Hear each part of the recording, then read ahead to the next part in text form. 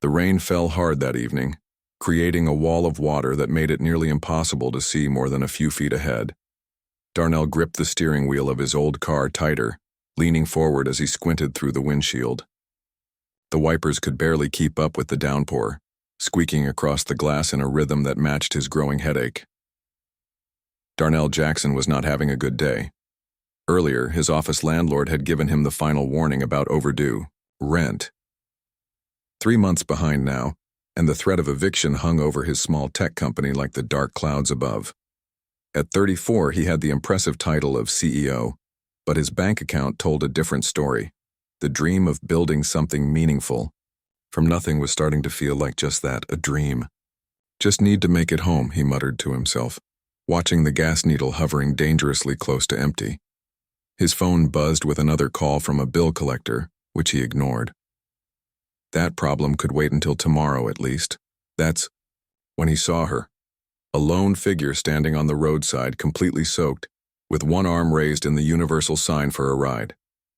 His first instinct was to drive past. After all, he had his own troubles, and picking up strangers in the middle of a storm wasn't exactly a smart move, but something about the desperation in her posture made him slow down. What am I doing? He asked himself even as he pulled over, the tires splashing through puddles. The woman ran toward his car, clutching a small backpack against her chest. When she opened the passenger door, Darnell was struck by the contrast.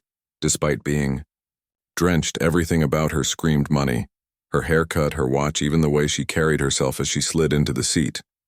"Thank you," she said, her voice carrying a polished tone that confirmed his suspicions.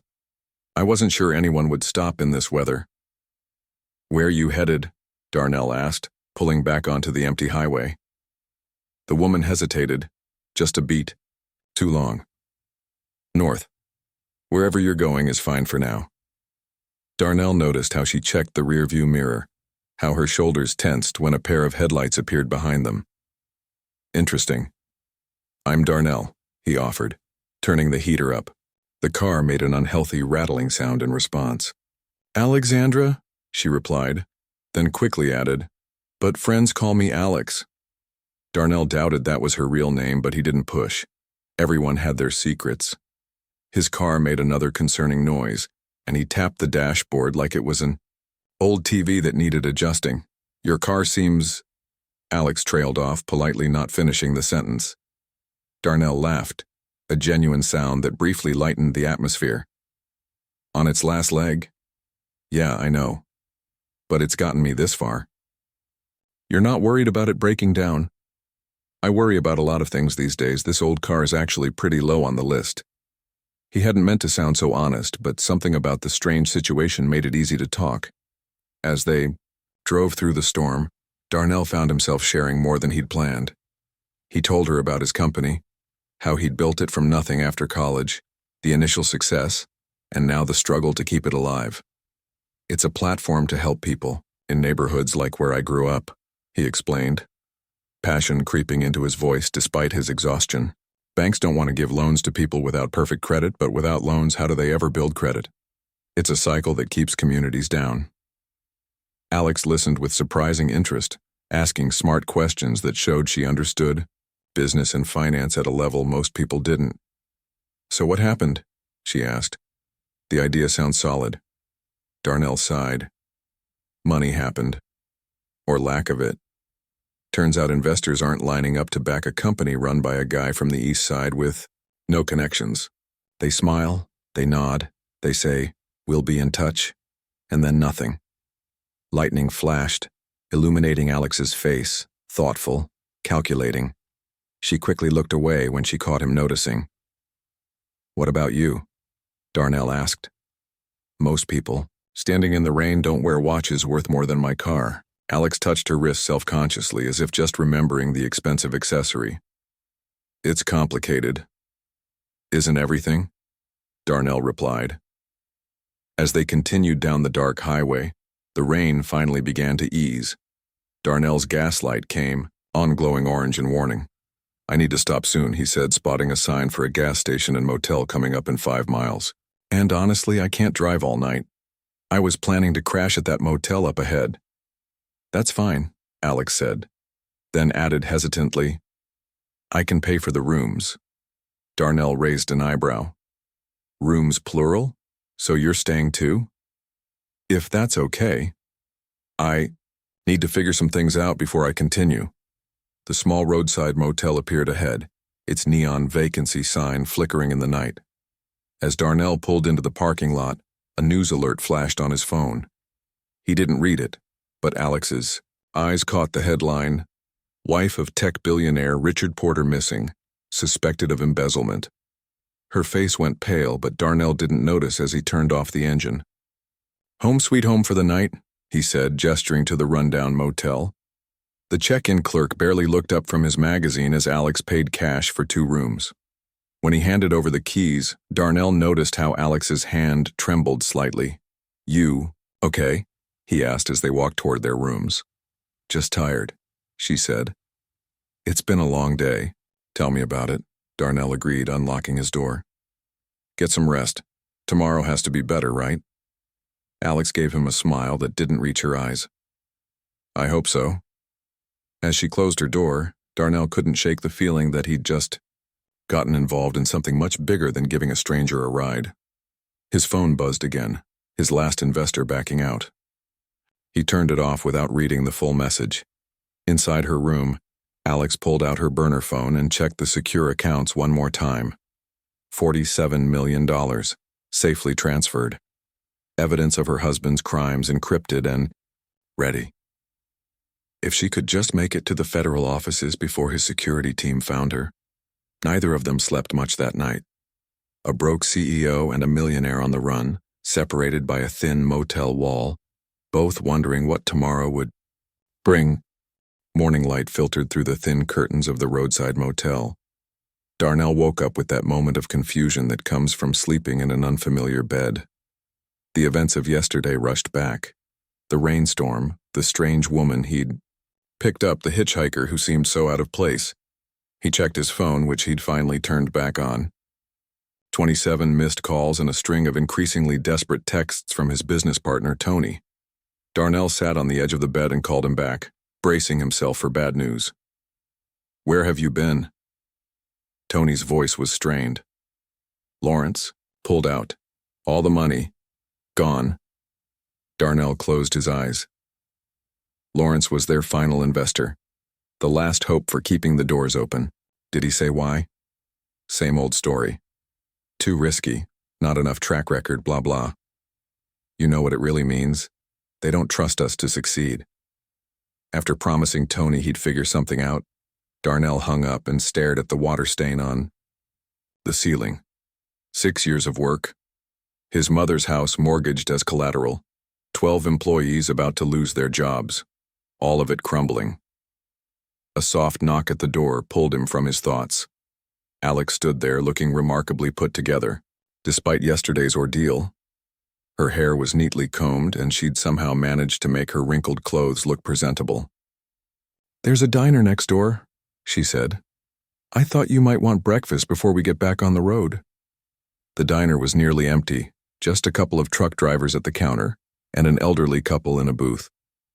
Darnell and Alex slid into a booth by the window, where rain still streaked the glass despite the patches of blue sky appearing overhead. "You look like you've seen a ghost," Alex commented as Darnell absently stirred his coffee. "Just got some bad news about my company," he said. "Last investor backed out. Without that money, we're done by the end of the month." Alex's face showed genuine concern. "I'm sorry. What will you do?" Darnell shrugged. "Keep fighting till the last minute, I guess. That's what I've always done." The waitress brought their food, pancakes for Alex, eggs and toast for Darnell. As they ate, Darnell noticed how Alex kept glancing at the small TV mounted in the corner of the diner. The morning news was on, but he couldn't hear what they were saying. "You keep watching that TV like it might jump off the wall," Darnell observed. Alex quickly looked away. "Just a habit. I used to work in news." Darnell didn't believe her, but before he could say anything, his phone rang again.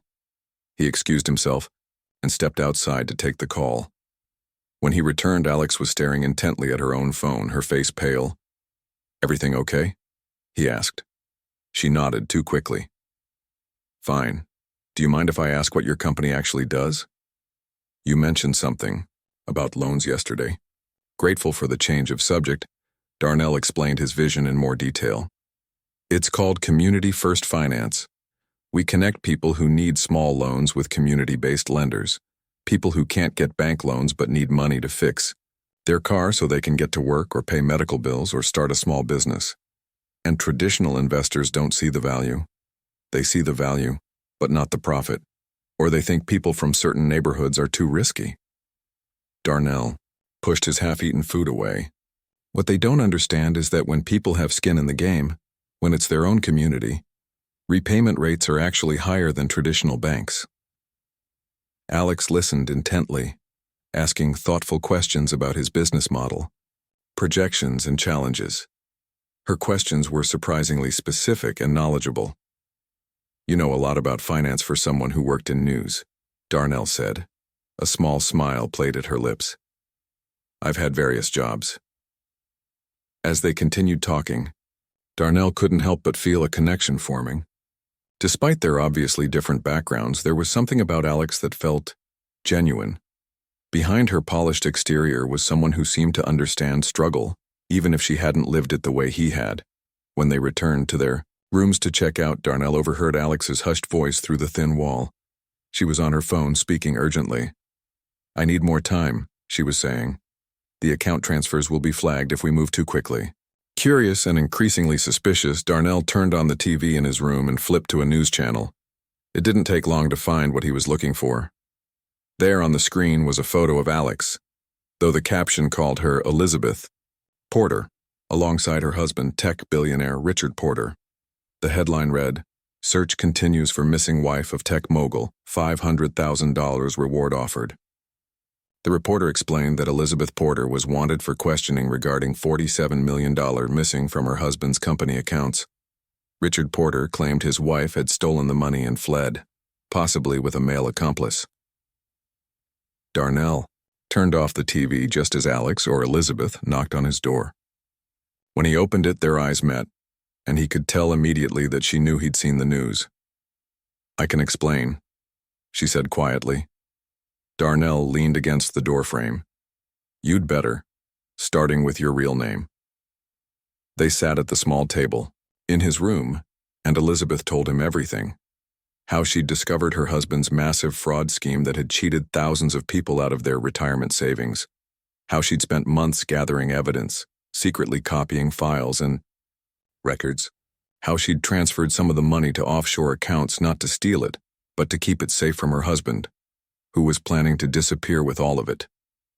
I'm trying to get to the federal prosecutor's office in Chicago, she finished. Richard has connections in local law enforcement. I couldn't trust anyone. I need to hand over everything in person. Darnell studied her face, looking for signs of deception. Why should I believe you? Elizabeth reached into her backpack and pulled out a small laptop. Because I can prove it. She opened files showing emails, bank records, and offshore account details that clearly outlined a massive fraud scheme. Darnell might not have been a financial expert, but he knew enough to recognize what he was seeing. If I don't get this evidence to authorities, all that money, people's life savings, it's gone forever, and Richard will get away with it.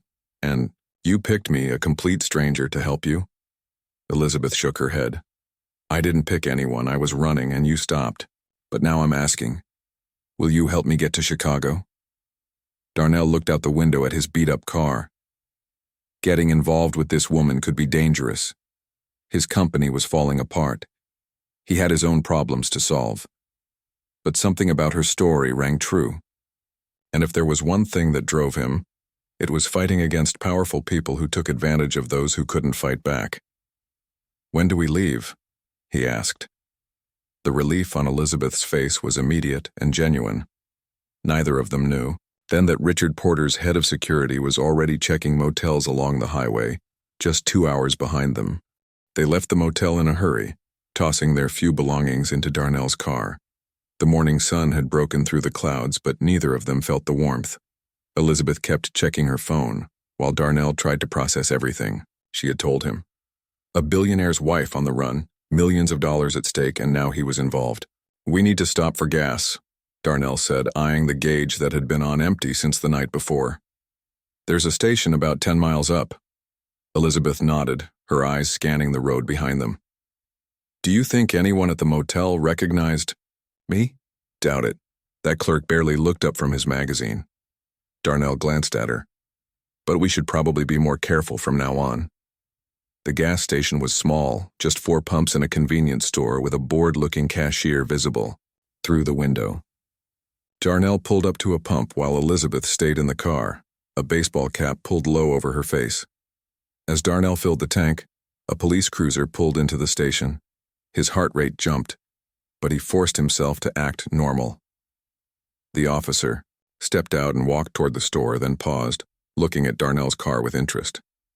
Through the windshield, Darnell could see Elizabeth sink lower in her seat. "Morning," the officer said, changing direction and walking toward Darnell. "Morning, officer," Darnell replied, focusing on the gas pump. "That's a local plate you've got there. You from around here?" "Just passing through, headed north to visit family." The officer nodded, then leaned slightly to look at the passenger in the car. "Your friend okay?" Darnell thought quickly. "Yeah, my cousin, she's not feeling well, car sickness." "That's tough."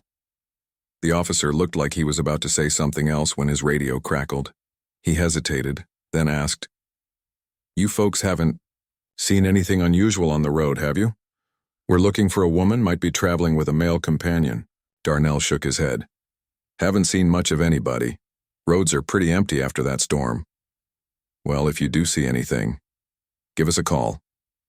The officer handed Darnell a card. "There's a reward out, quite a substantial one." "I'll keep an eye out," Darnell promised. The officer looked at the car one more time, then walked into the store.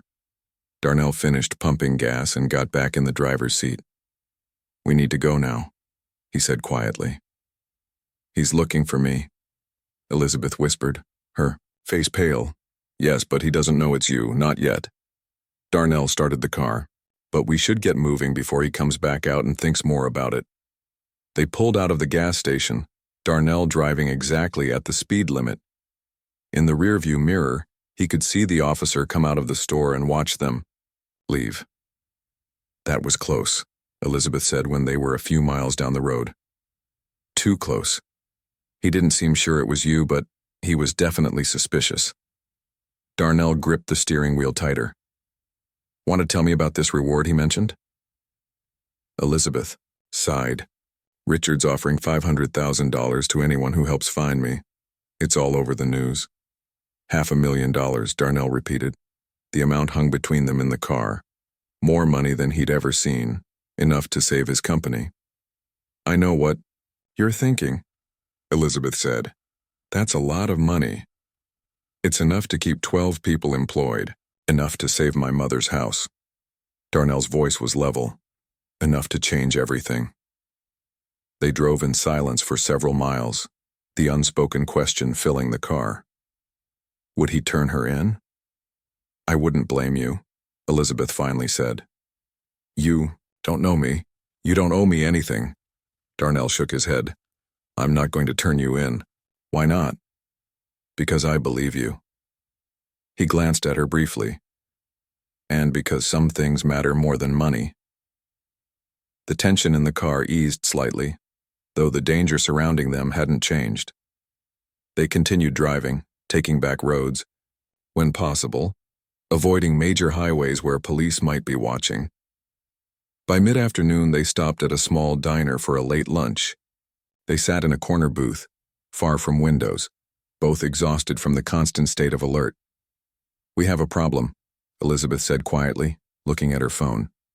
"Richard's security chief just posted on social media asking for information about a black late-model sedan with a dent in the rear bumper." Darnell looked out at his car in the parking lot, with its noticeable dent. "That's not good." "They're closing in on us," Elizabeth said. "We need to change our plan." "We could take a bus," Darnell suggested. "Leave the car here." Elizabeth considered. That might work, but bus stations have cameras. Richard's people will be watching." Their food arrived, and they ate quickly, both lost in thought. Darnell's phone buzzed with a text from Tony. Bank called. We have 48 hours before they foreclose on everything. Darnell put the phone away without responding. What could he say? He was hundreds of miles from home helping a woman he barely knew while everything he'd built was collapsing. There's a checkpoint up ahead, Elizabeth said suddenly, showing him a traffic alert on her phone. Police are stopping cars looking for a missing person. They're looking for you, Darnell translated. We can't go that way. He pulled out a paper map from the glove compartment, an old habit his friends used to tease him about. There's a back way, small roads that go through some rural areas. It'll take longer, but we should be able to bypass the checkpoint. Elizabeth studied the map. You think it'll work? It has to, Darnell said simply. They paid for their food and were about to leave when Elizabeth froze, her eyes fixed on the TV mounted on the diner wall. There was her husband, Richard Porter, giving a press conference, his face a perfect mask of concern. I just want my wife to come home safely, Richard was saying, his voice cracking with what looked like emotion.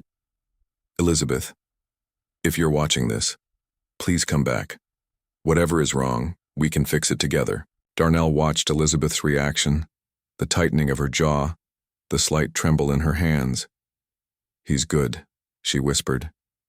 He's always been good at making people believe him. They left the diner and took the rural route Darnell had mapped out. The roads were rough in places, winding through farmland and small wooded areas. We'll be harder to track this way, Darnell said. These roads don't have traffic cameras. As the sun began to set, casting long shadows across the landscape, Elizabeth's phone buzzed. She looked at it, and her face went white. What is it? Darnell asked. It's a message from a friend who still works at Richard's company. His security team has tracked my phone. They know we're in this area. Her voice shook slightly. They're about 2 hours behind us, Darnell thought quickly. Turn off your phone. Take out the battery if you can. As Elizabeth did this, Darnell made a sudden turn onto an even smaller road. We need somewhere to hide until dark. Then we'll switch to Plan B. What's Plan B? Elizabeth asked. Darnell managed a small smile despite the tension. I'm making it up as we go. They found an abandoned barn off the road where they could hide the car. As they sat there waiting for night to fall, the reality of their situation sank in. They were being hunted by powerful people with resources. Darnell's car was now a liability. They had limited money and options growing scarcer by the hour. I'm sorry I got you into this, Elizabeth said softly. Darnell looked at her in the fading light. I chose to help, and I'm not backing out now. In that moment, something shifted between them, a deepening of trust, a recognition that they were truly in this together now. Outside, the sun disappeared below the horizon, and darkness began to spread across the countryside. Their time of hiding was almost over. Soon they would need to move again, staying one step ahead of those who were coming for them. Darkness settled over the abandoned barn where Darnell and Elizabeth had hidden themselves in the car. Through cracks in the wooden walls, they watched headlights occasionally pass on the distant main road. Each time they held their breath, not knowing if it was Richard's security team closing in. We can't stay here much longer, Darnell said, checking his watch. It was just past 9. We need to ditch the car and find another way to travel. Elizabeth nodded, her face partly hidden in shadow. There's a bus station in the next town, about 5 miles from here. 5 miles is a long walk in the dark, Darnell said, though they both knew they had no choice. They gathered what they could carry. Elizabeth's backpack with the laptop containing evidence, Darnell's small bag, with a change of clothes. Everything else would have to stay with the car. We'll need to be careful, Darnell said as they prepared to leave. Stay off the main roads, keep to the fields and tree lines when we can. Before they left, Elizabeth hesitated, then reached into her backpack and pulled out her wallet. From a hidden compartment, she took out a bank card. I need to tell you something, she said quietly. I have access to some of the recovered funds, money I've been tracking from Richard's scheme. It's in secure accounts that he can't touch. Darnell looked at her surprised. How much? Enough, she replied. Enough to help people. They slipped out of the barn and into the night, keeping to the shadows, moving across fields rather than down roads. The moon was just a sliver, providing little light, which was both a blessing and a curse. Harder for anyone to see them, but harder for them to see where they were going. After an hour of walking, they reached the outskirts of a small town. Lights from houses and street lamps glowed in the distance. The bus station should be on the main street, Elizabeth whispered. They found it easily enough, a small building with a lit sign showing bus routes and times. Through the windows they could see a ticket counter and a few plastic chairs. A handwritten schedule showed the next bus north wouldn't leave until 6 a.m. We need somewhere to wait, Darnell said, looking around the quiet town. Somewhere nobody will notice us. They found a 24-hour laundromat a few blocks away. Inside, just one elderly man was folding clothes, paying them no attention as they settled into plastic chairs in the corner, away from the windows. The warmth of the place and the rhythmic sound of washing machines made their exhaustion hit hard. Darnell fought to keep his eyes open. Get some sleep, Elizabeth told him. I'll keep watch for a while. Wake me in 2 hours, he murmured, already drifting off. When Darnell woke, it wasn't because Elizabeth had woken him. It was the sound of a police radio that jolted him to alertness. Through the laundromat window, he saw a patrol car moving. Slowly down the street, its spotlight sweeping across storefronts. They're looking for us, he whispered to Elizabeth, who was sitting tensely next to him. Not just local police anymore, she said, showing him her backup phone, which she'd briefly turned on. Richards put private security at every bus station and train station within a 100-mile radius. They have our descriptions. Darnell's mind raced. So we can't take the bus now. No, Elizabeth agreed, and we can't go back to the car either. They sat in silence, both trying to think of a solution. The elderly man finished his laundry and left, leaving them alone in the laundromat except for the teenage attendant who was half asleep behind the counter. I might have an idea, Darnell said suddenly. But you're not going to like it? 20 minutes later, they were behind the laundromat looking at the delivery truck parked there. A sign on its side read, Pine Valley Linen Service. You're right, Elizabeth said. I don't like it. The driver makes deliveries to motels and restaurants all over the region, Darnell explained. I talked to the kid at the counter. The driver's on break, probably getting food at the diner down the street. He'll be heading north when he leaves. You want us to hide in a linen truck? Just until we get far enough away from here, Darnell said. It's not ideal, but it's better than getting caught. After checking to make sure no one was watching, they quietly opened the back of the truck. Inside were stacks of clean sheets and towels, neatly organized on shelves. We'll hide in the back, Darnell whispered. Stay quiet until we're well out of town. They climbed in, finding spaces behind tall stacks of linens where they could hide but still breathe comfortably. Darnell pulled a sheet partially over them for additional cover. Not 15 minutes later, they heard someone approaching. The truck rocked slightly as the driver climbed in. The engine started, and they were moving. For the next 2 hours, they remained hidden as the truck made stops at various locations. Each time they stayed perfectly still, listening to the driver unload supplies and chat with people at each stop. During one particularly long stop, Darnell whispered to Elizabeth, When we get to Chicago, what's your plan? Get to the Federal building, she replied softly. Hand over everything I have on Richard's scheme. Make sure the money gets back to the people who lost it. And after that, when it's all over, Elizabeth was quiet for a moment. I haven't thought that far ahead, just surviving has taken all my focus. They fell silent as the truck door opened again, but Darnell's question hung in the air between them. What would happen after this was over? Would they go their separate ways? The thought bothered him more than he wanted to admit.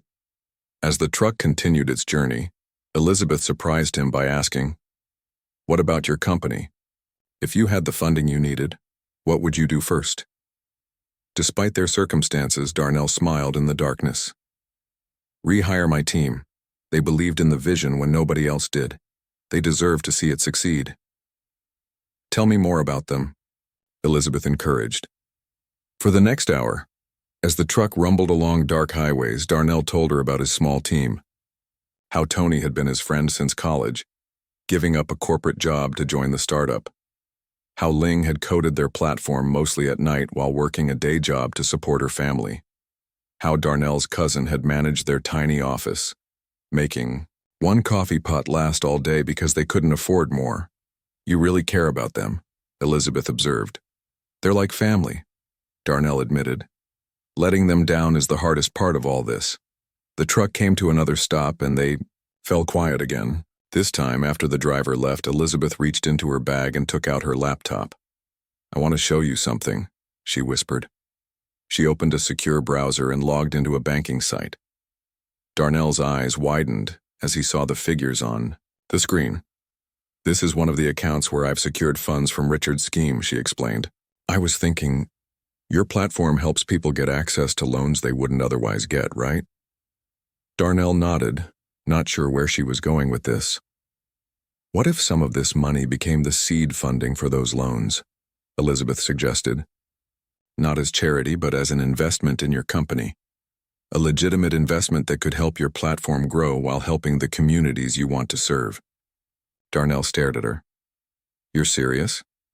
Completely, Elizabeth said. I've seen your business plan, I've heard you talk about it. It's solid. The only reason you can't get funding is because investors are short-sighted and biased. Before Darnell could respond, the truck suddenly slowed and pulled over. They heard voices outside, sharp, official-sounding voices. Police checkpoint, Elizabeth whispered, her face pale in the dim light filtering through the truck's small windows. They froze, listening as the driver's door opened and closed. Footsteps circled the truck. Where you headed? They heard someone ask the driver. Got deliveries up north, the driver replied. Pine Valley Linen Service. Got my manifest right here. There was a pause. Mind if we take a look in the back? Darnell and Elizabeth exchanged alarmed glances. They heard keys jingling, the sound of the lock turning. The back door of the truck began to open, letting in a beam of bright light. In that moment, Darnell made a split-second decision.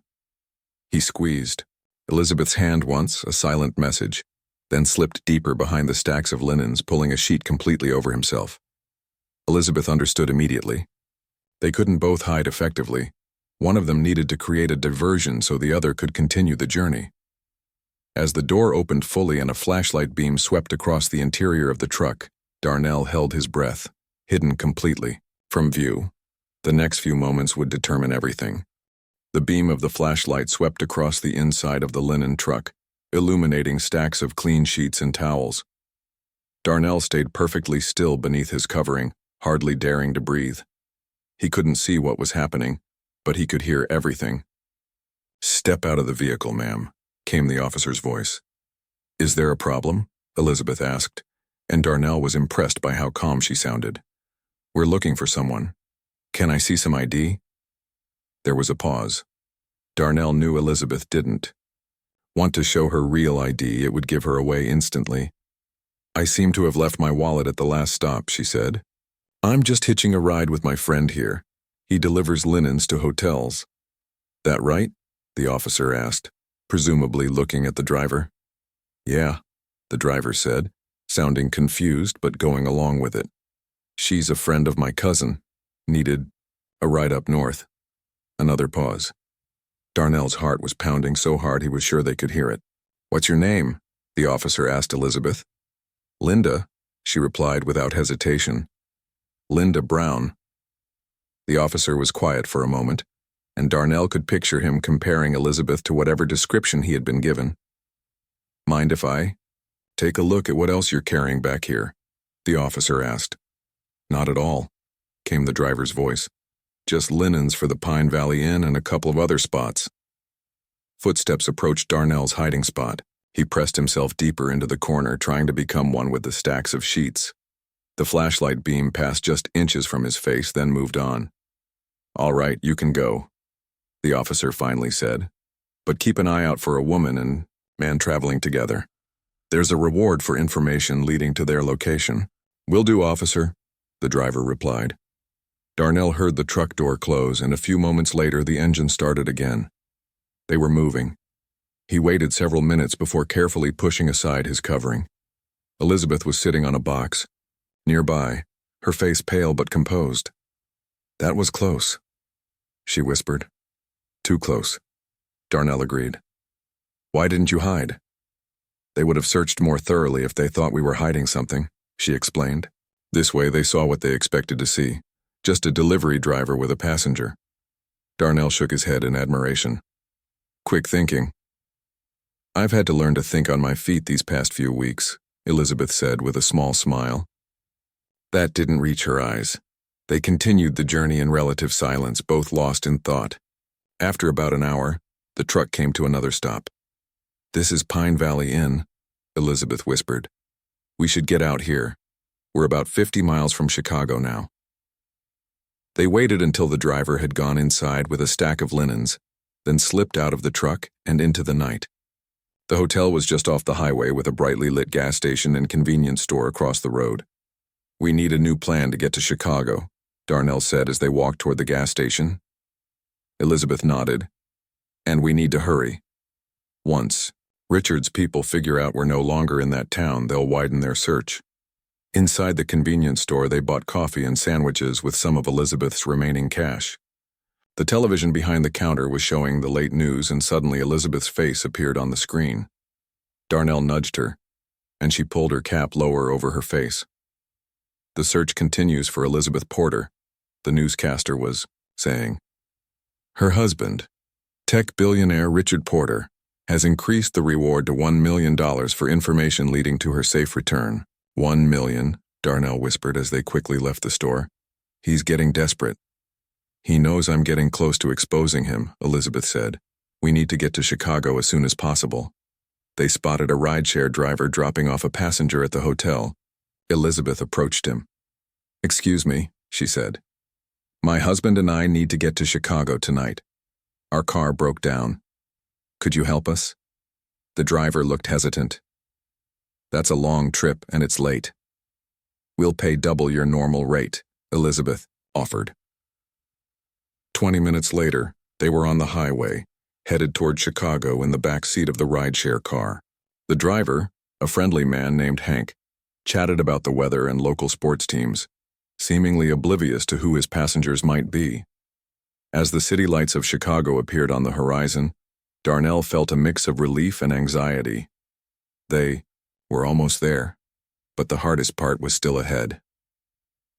"We'll need to go straight to the Federal Building," Elizabeth whispered. "It'll be closed at this hour," Darnell pointed out. "We should find somewhere to stay until morning." Elizabeth bit her lip, thinking, "You're right. But we can't use my credit cards or check into a hotel. They'll be watching for that." "I know a place," Darnell said. "My cousin lives in Chicago. He won't ask questions." The rideshare dropped them a few blocks from the address Darnell had given, just to be safe. They walked the rest of the way, constantly looking over their shoulders. Darnell's cousin, Andre, was surprised to see them at his door at 2 a.m., but welcomed them in without hesitation. "I don't want to know," he said, setting up the pull-out couch. "Just tell me you're not in any trouble that's going to follow you here." "We'll be gone in the morning," Darnell promised. They got a few hours of restless sleep before dawn broke over the city. Elizabeth was up first, checking the news on Andre's TV with the volume low. "Richard's here," she said when Darnell woke up. "In Chicago? He's holding a press conference later today." Darnell sat up quickly. "He knows we're close." "We need to move now," Elizabeth said, gathering her things. "The Federal Building opens at 8. They thanked Andre and left, taking a bus toward downtown. The city was coming to life around them, people heading to work, unaware of the drama unfolding in their sight. The Federal Building stood tall and imposing, its glass and steel gleaming in the morning sun. As they approached, Elizabeth suddenly stopped. "Look," she said, pointing across the plaza. Men in dark suits stood near the entrance, watching everyone who went in. Even from a distance, Darnell recognized the posture of security professionals. "Richard's people," Elizabeth confirmed. "They're watching all the entrances." "How did they know we'd come here?" It's the logical place, Elizabeth said. They've probably been stationed here since I disappeared. They retreated to a coffee shop across the street to regroup. Elizabeth opened her laptop. If we can't get in physically, maybe we can send the evidence electronically, she suggested. Darnell watched as she prepared files, encrypting them securely. Will that be enough? It has to be, Elizabeth said grimly. I've included contact information. Once they see what's in these files, they'll reach out. Just as she was about to send the files, breaking news flashed on the TV in the coffee shop. Richard Porter was standing on the steps of the federal building, surrounded by reporters. I just want my wife to come home, he was saying, his voice catching with what looked like emotion. Whatever she thinks I've done, we can work it out together. Elizabeth's hands balled into fists. He's trying to control the narrative. Once these files go public, everyone will know the truth. She hit send, then looked at Darnell. Now we need to make sure they take it seriously. How do we do that? Elizabeth took a deep breath. We go public, right now. Before Darnell could stop her, she stood up and walked toward the door. He hurried after her. Outside, they crossed the plaza toward the press conference. Richard was still speaking, his back to them as they approached. One of his security men spotted them and whispered something.